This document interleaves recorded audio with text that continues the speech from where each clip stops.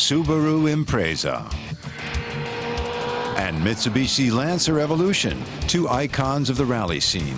These four-wheel drive monsters drive sideways almost as well as forwards. If cars required a firearms license, then only racing veterans would be allowed to operate these two. Yet they stand quite legally on the dealer's forecourts. Their rally genes are fully apparent. The Mitsubishi has been leaving rubber on roads since 1992. Its reputation is legendary.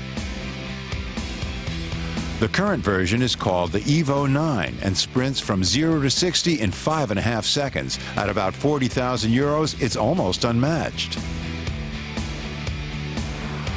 If it weren't for the Subaru Impreza WRX STi, for over 10 years, it's held a running battle with the Evo. The Subaru's horizontally opposed engine, enlarged to 2.5 liters, has more power and is just a shade quicker off the mark.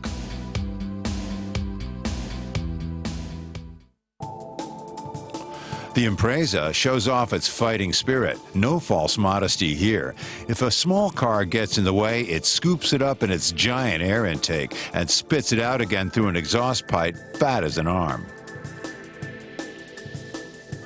The spoiler is like the counter in a barn. Every detail is reminiscent of the racetrack. The 2.5-liter flat-4 engine transmits its power to all four wheels.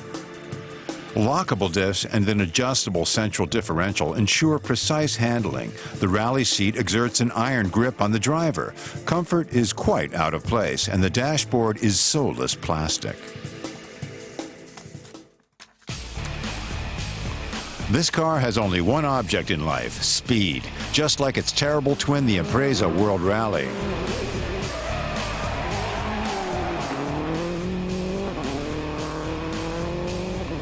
On twisty country roads, it's almost unbeatable. Perfection is the recipe here, sophisticated technology for demanding drivers. An enormous amount goes on behind the scenes. What would take a normal garage a whole day is completed in 20 minutes by an army of mechanics.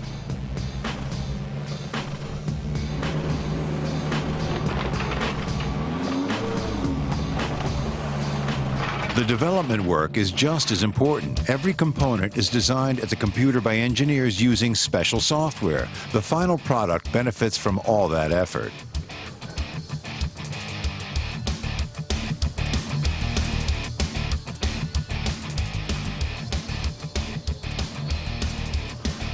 The road versions of the Mitsubishi Evo and the Subaru Impreza are what is known as homologation models. The manufacturers have to produce a certain number before it can be entered for rallies, but then the bodies get heavily reinforced.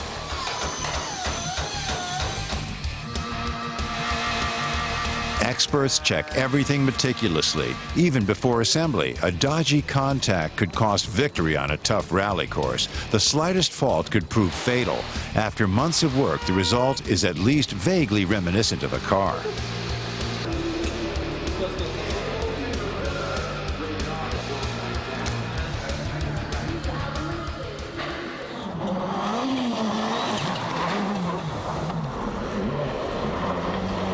The reward for all the trouble is enormous power and phenomenal traction. The cars accelerate faster than a Ferrari, on any surface too, gravel, mud, or snow. The sophisticated slip control gets the power to the ground somehow.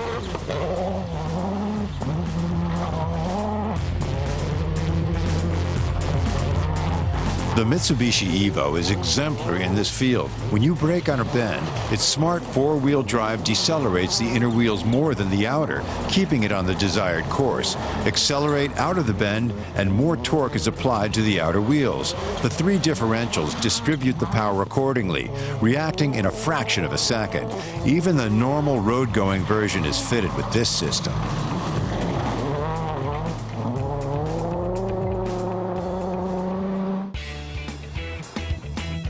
And then the Marshall image. Air intakes and mighty spoilers wherever you look. Some people wouldn't be seen dead in one. For others, it's the perfect driving machine. Not exactly beautiful, though.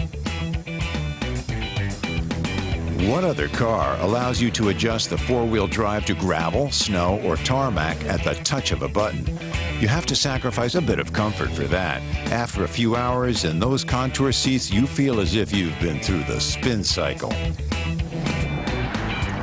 So which one do you buy? Since 1992, the Mitsubishi Evo has done everything just a touch better than its Subaru rival.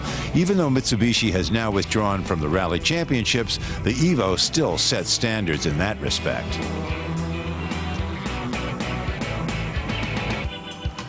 Its traction system gives it that decisive lead, but the fuel consumption is out of this world. It does as little as 10 miles per gallon, Imperial, or 8 miles per US gallon.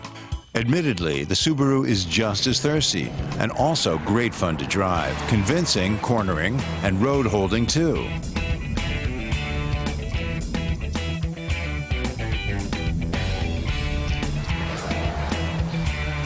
Even so, in a direct comparison, the Impreza comes second. It's a Stone Age club compared to Mitsubishi's baseball bat, which is simply a nicer weapon to wield. Both are fascinating and totally unreasonable. If you don't race regularly and own your own filling station, then you don't really need one. But once you've driven one of them, you won't want to get out. Warning, these monsters are addictive.